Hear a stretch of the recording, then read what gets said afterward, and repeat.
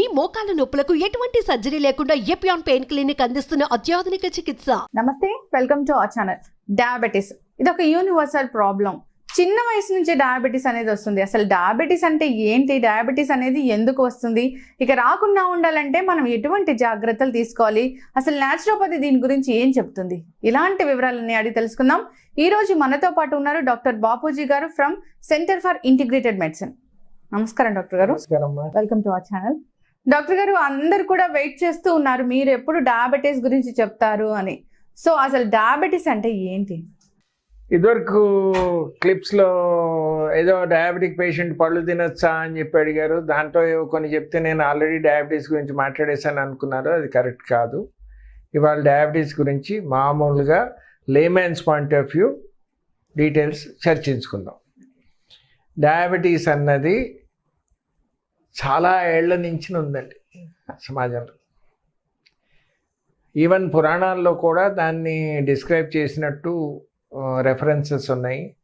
And రాచపురుగు అని చెప్పి ఇదివరకు కురుపు అని చెప్పేసి చెప్పేవారు. అది కార్బంకల్, క్యాన్సర్ కాదు.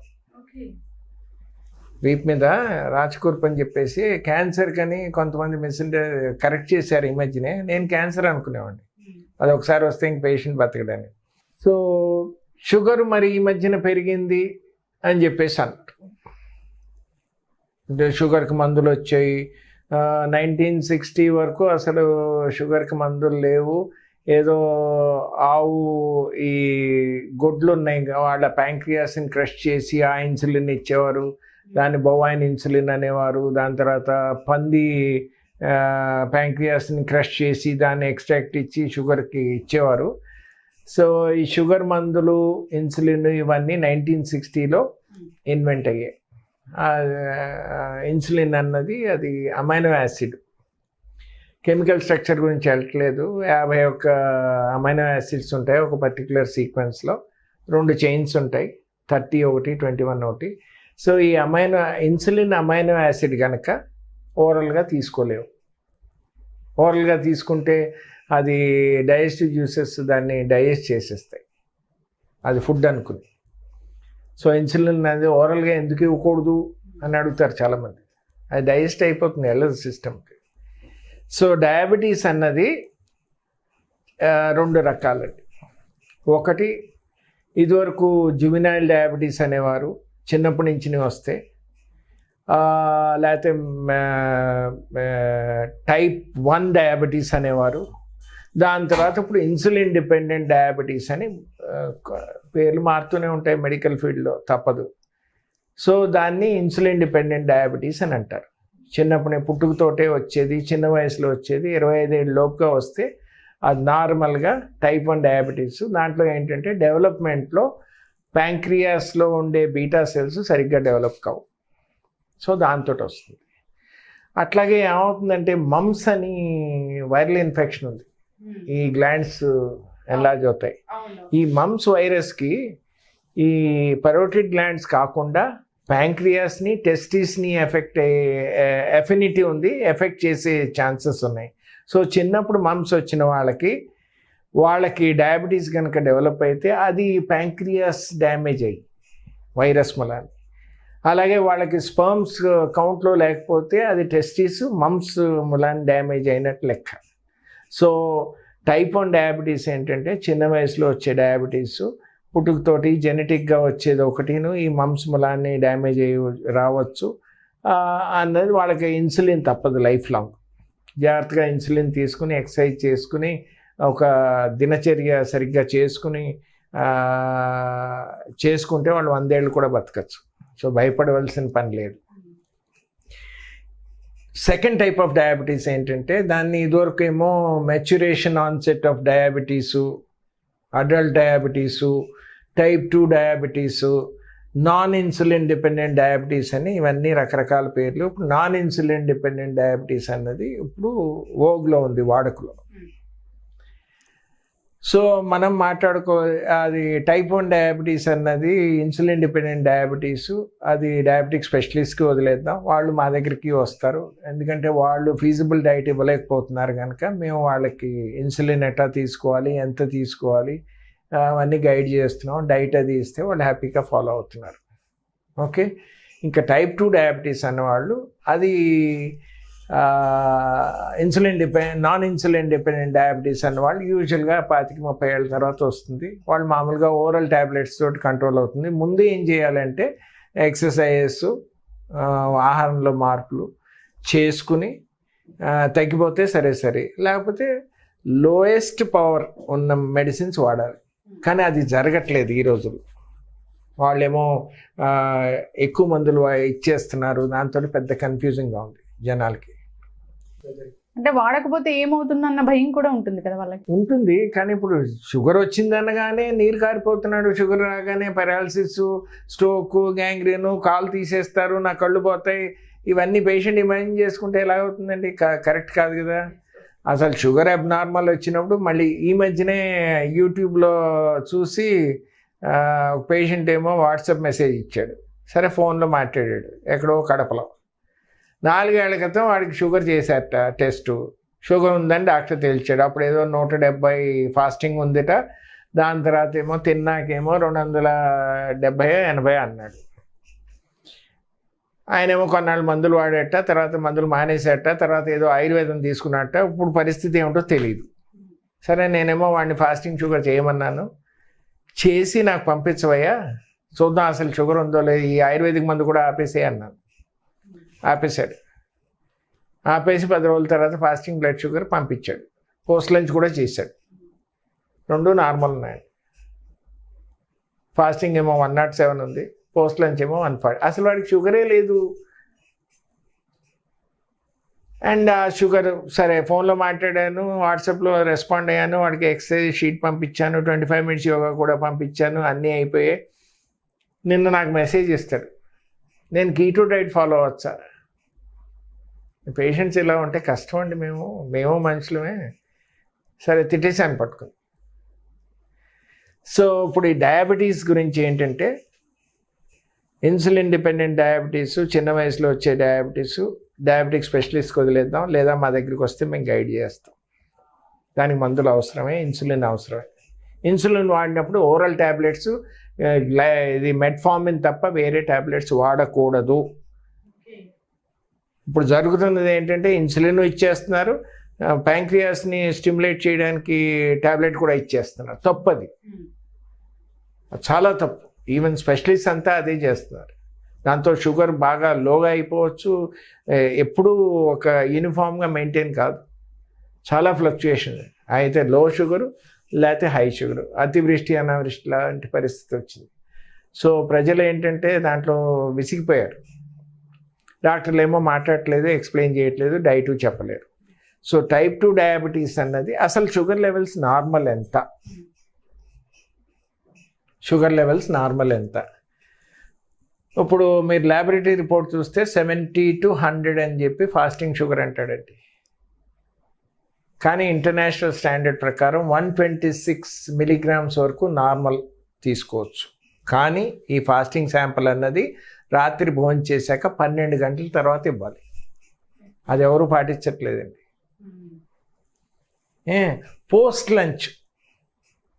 పోస్ట్ లంచ్ అంటే తిన్నాక.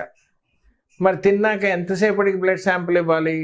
డాక్టర్లు చెప్పరు, ల్యాబొరేటరీ వాళ్ళకి తెలీదు, వాళ్ళు ఇష్టం వచ్చినట్టు చేస్తున్నారు.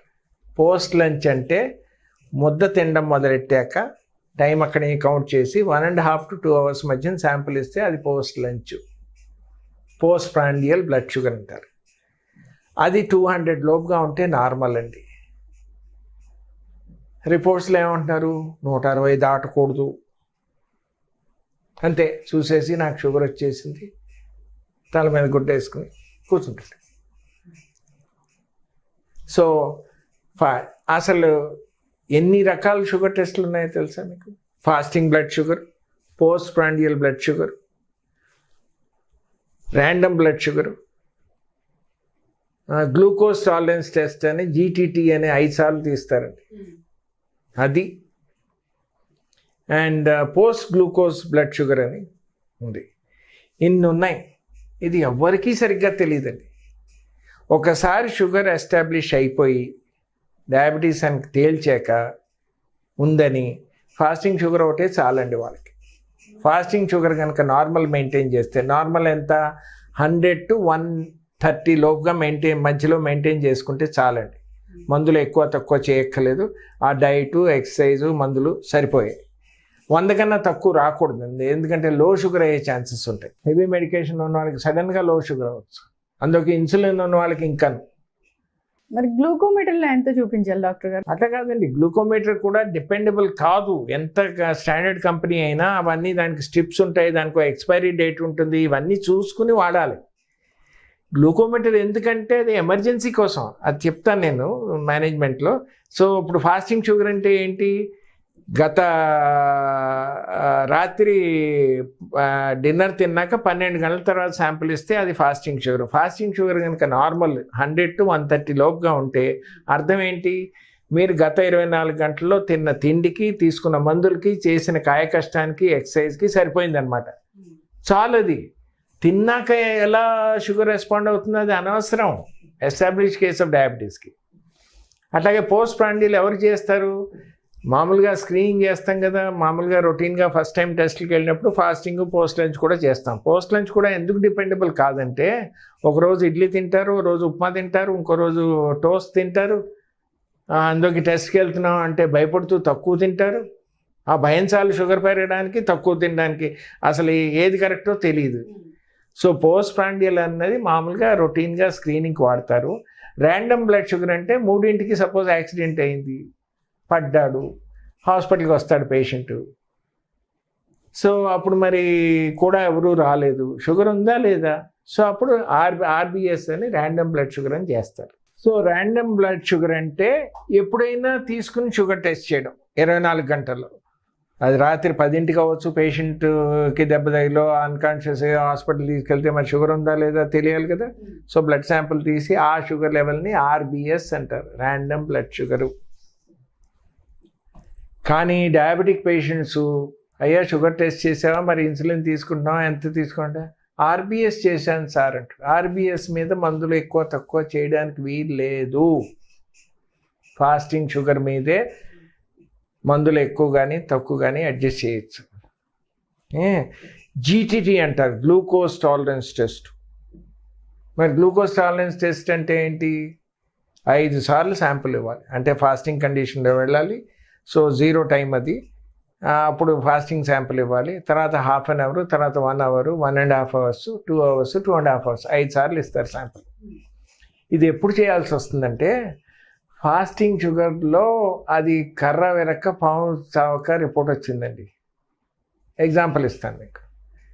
ఫాస్టింగ్ అంతవరకు ఎప్పుడు షుగర్ లేదు వాడికి, కానీ ఫాస్టింగ్ షుగర్ ఏమో 130 or 135 వచ్చింది. పోస్ట్ లంచ్ ఏమో 230 వచ్చింది, 220 వచ్చింది. షుగర్ ఉన్నట్టా లేనట్ట కన్ఫ్యూజన్. అలాగే 126 fasting sugar international level upper limit అన్నాను. సపోజ్ షుగర్ 130 వచ్చింది, ల్యాబొరేటరీ ఎర్రర్ అవ్వచ్చు, అక్కడ 12 అవర్స్ గ్యాప్లో తేడా ఉండొచ్చు, వాడు తిన్న తిండికి రాత్రి స్వీట్ తిని ఉండొచ్చు, ఆల్కహాల్ తీసుకున్నది, ఎన్ని వేరియేషన్స్ అనేది ఉంది. అట్లాగే పోస్ట్ లంచ్ ఏమో వాడికి, పోస్ట్ ప్రాండియల్ ఏమో వాడికి 200 వస్తుంది. షుగర్ ఉన్నట్టా లేనట్ట. సో ఈ చదువుకున్న పేషెంట్స్ అనవసరంగా టెన్షన్ పడతారని ఏం చేస్తామంటే, దాంట్లో గ్లూకోజ్ టాలరెన్స్ టెస్ట్ అని ఫాస్టింగ్ కండిషన్లో గత రాత్రి డిన్నర్ తిన్న 12 గంటల తర్వాత ల్యాబొరేటరీకి వెళ్ళి మంచినీళ్ళు తాగొచ్చు, కాఫీ టీ తాగకూడదు. 100 grams గ్లూకోజ్ అంటే 1 gram per kg body weight. అదే 75 కిలోలు 75 లోపుగా ఉన్న వాళ్ళకి 75 grams ఇస్తాం షుగరు, గ్లూకోజు ఇచ్చేసి శాంపుల్ ఇంటర్నేషనల్గా అయితే 2 hours తర్వాత తీస్తారు, నేనైతే 1 hour తర్వాత తీసుకుంటాను. ఎందుకంటే పీక్ని క్యాచ్ చేయొచ్చు. పోస్ట్ ప్రాండియల్ అంటే చూడండి 1.5 hours తర్వాత మీరు తిన్నాక ఎంత షుగర్ పెరిగిందో మ్యాక్సిమం అని పట్టుకోవడానికి. అట్లాగే పోస్ట్ ప్రాండియల్లో ఒక రోజు ఇడ్లీ, ఒక రోజు దోశ, ఇవన్నీ అన్నాను కదా కన్ఫ్యూజను. ఎందుకు గ్లూకోజ్ ఇచ్చేస్తే పోలా, శుభ్రంగా తెలిసిపోతుంది.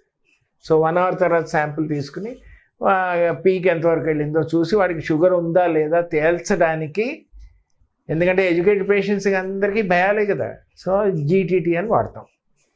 పోస్ట్ గ్లూకోజ్ బ్లడ్ షుగర్ అని అంటే పోస్ట్ ప్రాండియల్కి సబ్స్టిట్యూట్ అనమాట.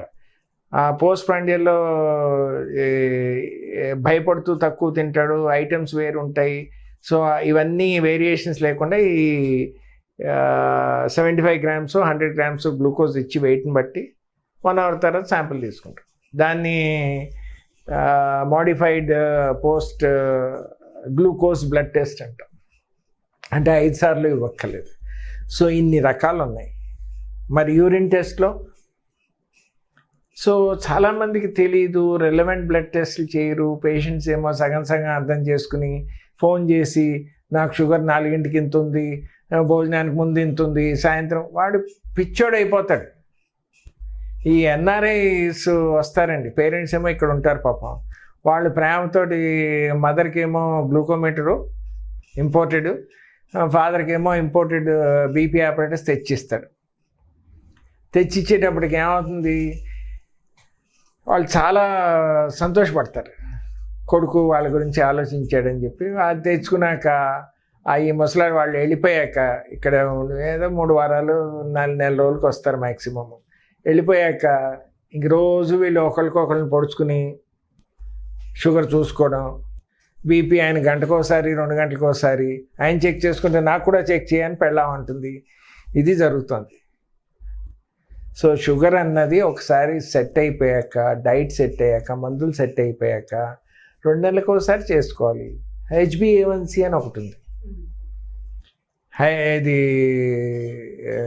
గ్లైకాసిలేటెడ్ హీమోగ్లోబిన్ అంటాం దాన్ని, HbA1c.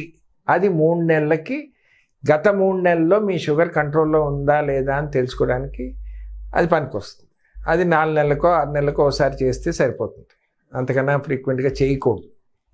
కానీ వీళ్ళు రొటీన్ బ్లడ్ టెస్ట్లో కూడా HbA1c చాలా ఎక్స్పెన్సివ్ టెస్ట్ అండి, అది 700 రూపాయలు అవుతుంది కరెక్ట్గా చేయాలంటే.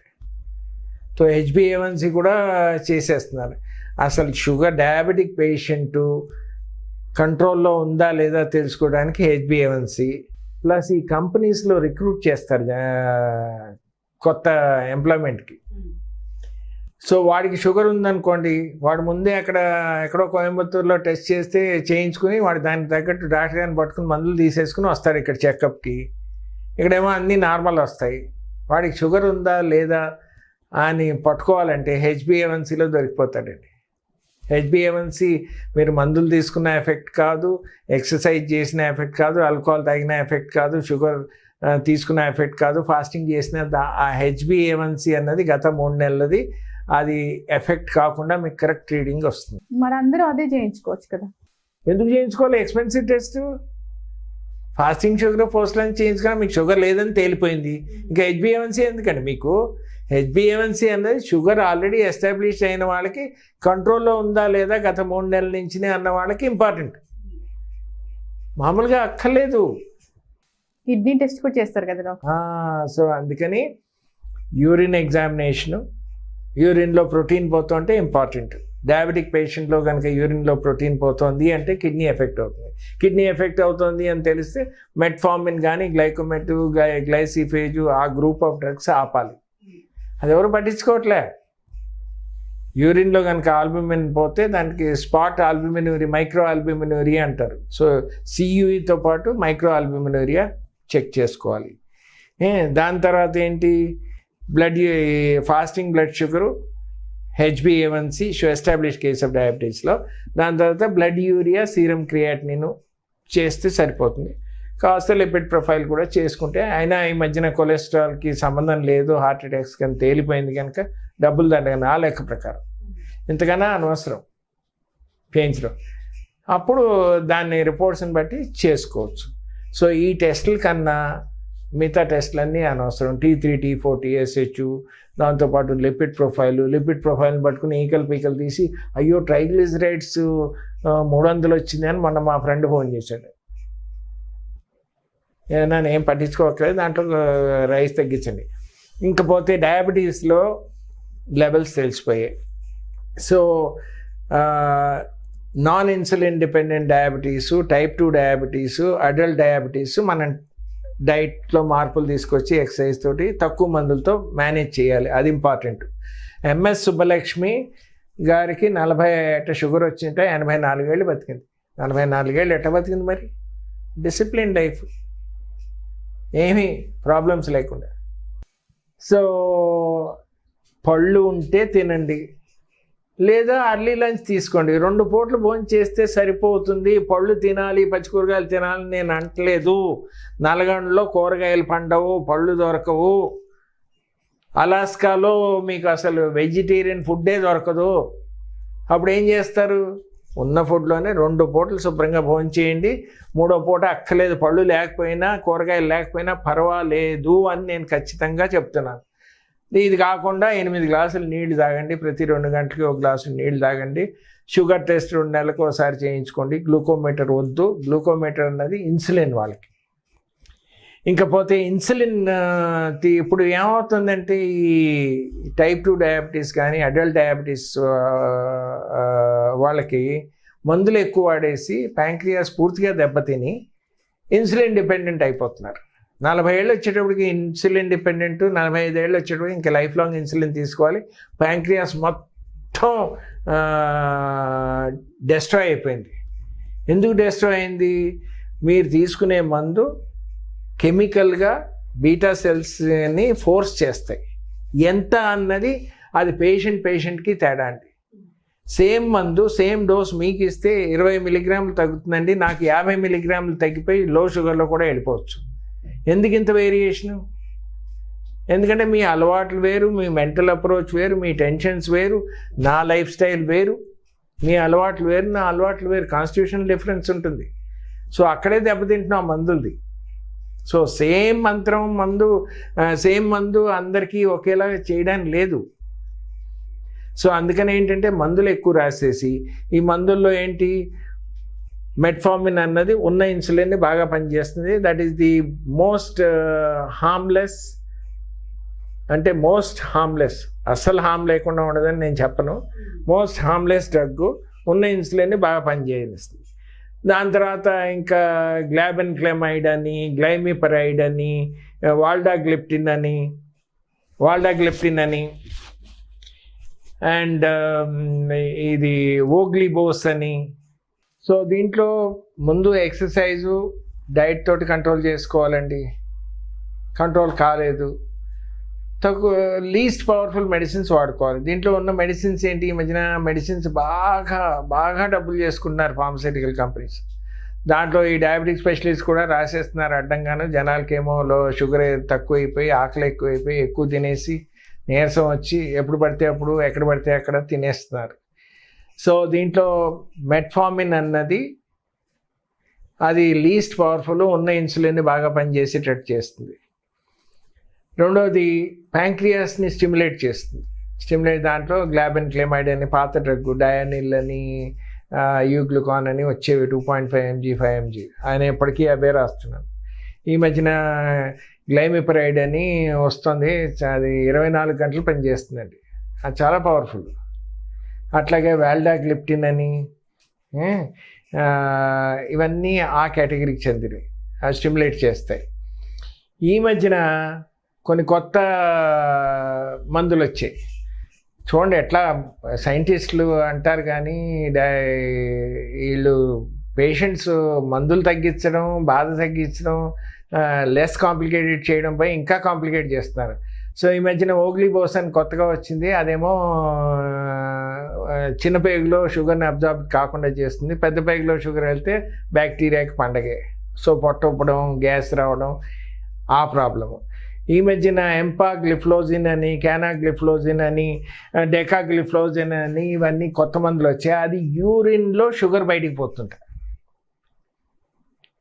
యూరిన్లో షుగర్ పోతే మళ్ళీ వాడికి యూరినరీ ట్రాక్ట్ ఇన్ఫెక్షన్ వచ్చి, రేపు కిడ్నీ ఇన్ఫెక్షన్ వచ్చి వాడు చచ్చిపోతాడు కదండి. అసలు మనిషి ఎందుకు ఇట్లా ఆలోచిస్తాడు నాకు అర్థం. ఇది ఫార్మస్యూటికల్ ఇండస్ట్రీ తయారు చేస్తున్నది. మనం ఎఫెక్ట్ కాకుండా ఉండాలి. ప్రజలకు అర్థం అవ్వాల్సింది ఏంటంటే వాళ్ళు మందులు తక్కువతో మేనేజ్ చేయాలి, డైట్ చేయడం అవసరం, ఎక్సర్సైజ్ చేయడం అవసరం, దినచర్య పాటించడం అవసరం, టెన్షన్ లేకుండా బతకడం చాలా అవసరం. ఇది నేర్చుకోవాలి. కానీ ఏదో ప్రతిదానికి మందు ఉంది, కిడ్నీ పాడైతే కిడ్నీ మార్చేయచ్చు, హార్ట్ పాడైతే హార్ట్ మార్చేయచ్చు, అంత ఈజీ కాదు ఏదో ప్లగ్ తీసి ప్లగ్ పెట్టినట్టు. సో అందుకని ఏంటంటే ఇది అసలు ఇన్సులిన్ ఎట్లా పనిచేస్తుందండి చాలామందికి తెలియదు. ఇన్సులిన్ ఏమో ప్రోటీన్ అన్నాను ఇందాక, 51 అమైనో యాసిడ్స్ ఉంటాయి. ఇన్సులిన్ పని ఏంటంటే బ్లడ్లో ఉన్న షుగర్ని మన సెల్లోకి దూరడానికి మెంబ్రెయిన్ దగ్గర ఫెసిలిటేట్ చేస్తుంది. సపోజ్ ఇన్సులిన్ పనిచేయట్లేదు, ఇన్సులిన్ తక్కువ ఉంది, సెల్కి షుగర్ అందదు. షుగర్ అందకపోతే సెల్కి ఏమవుతుంది, లోపల ఎనర్జీకి స్టార్వ్ అవుతుంది. సో బ్లడ్లో షుగర్ ఉన్నా సెల్స్ ఆర్ స్టార్వింగ్. అట్లాగే మనకి హెపటైట్ సెంటర్ అని ఉంటుంది బ్రెయిన్లో, ఆ సెల్స్ కూడా అట్లాగే స్టార్వ్ అవుతాయి, అందుకని ఆకలి ఎక్కువ అవుతుంది. సో డయాబెటీస్లో మొదట్లో సిమ్టమ్స్ ఏంటి, ఆకలి ఎక్కువ అవడం, మాటికి తినడం, షుగర్ ఎక్కువ ఉన్న బ్లడ్లో ఆకలి ఎక్కువ అవుతుంది. అట్లాగే ఎక్కువ యూరినేషన్. ఎందుకు యూరినేషను, ఈ యూరిన్లో షుగర్ వస్తే 180 మిలీగ్రామ్స్ బ్లడ్లో కనుక దాటితే ఏది షుగరు, అది యూరిన్లోకి వస్తుంది. దాన్ని రీనల్ థ్రెషోల్డ్ అని అంటాం. కానీ మేము చూసింది ఏంటంటే క్రానిక్ డయాబెటీస్కి 200, 300 వచ్చినా కూడా యూరిన్లో షుగర్ అదే. సో అందుకని యూరిన్ షుగర్ డిపెండబుల్ కాదు. సో యూరిన్లో కనుక షుగర్ కనుక వస్తే అది ఆస్మాసిస్ తోటి ఇంకా ఫ్లూయిడ్ డ్రా చేసి, సో యూరినేషన్ ఎక్కువ అవడం, ఎక్కువ సార్లు అవడం, దాన్ని పాలీయూరియా అంటాం. మరి యూరిన్లో నీరు ఎక్కువ వెళ్తుంటే దాహం కూడా ఎక్కువ అవుతుంది. సో దాహం ఎక్కువ అవడం, ఆకలి ఎక్కువ అవడం, ఎక్కువసార్లు తినడం, మూత్రం మాటికి పోవడం, ఈ డయాబెటీస్ ఇనిషియల్ సిమ్టమ్స్. అప్పుడే చెక్ చేసుకోవాలి. లేదా ఈ ఆసికుర్పు అంటారు, కంటి మార్జిన్లో ఆసికుర్పు మాటికి అయితే షుగర్ టెస్ట్ చేయించుకోవాలి. లేకపోతే ఏదన్నా ఒళ్ళంతా సెగ్గట్లు వస్తున్నాయి, ఇది మాని ఇది తగ్గేటప్పుడు మళ్ళీ వస్తున్నాయి, షుగర్ టెస్ట్ చేయాలి. ఏదైనా దెబ్బ తగిలి మానలేదనుకోండి, టైం పడుతుంది, షుగర్ టెస్ట్ చేయాలి. సో ఇటువంటి సిచ్యువేషన్లో షుగర్ టెస్ట్ చేస్తే ఇది ర్యాండమ్గా చేసినందుకు ఇన్సిడెంటల్గా వాళ్ళకి షుగర్ ఉందని తెలుస్తుంది. ఆ షుగర్ ఉందని తెలిసాక మళ్ళీ ఇంకోసారి వేరే చోట చెక్ చేయించుకుని వాళ్ళకి ఏమి హిస్టరీ ఇవ్వకుండా అప్పుడు షుగర్ ఉందా లేదా నేను చెప్పిన లెవెల్ దాన్ని బట్టి డిసైడ్ చేయొచ్చు. సో ఇన్సులిన్ ఏం చేస్తుంది, బ్లడ్లో ఉన్న షుగర్ని సెల్స్లో దూరడానికి హెల్ప్ చేస్తుంది ఫస్ట్. ప్లస్ బ్లడ్లో ఉన్న షుగర్ని ఫ్యాట్ కింద కన్వర్ట్ చేసి స్టోరేజ్కి హెల్ప్ చేస్తుంది. అట్లాగే షుగర్ని గ్లైకోజన్ అని చెప్పి షుగర్ స్టోరేజ్ ఫామ్ అది.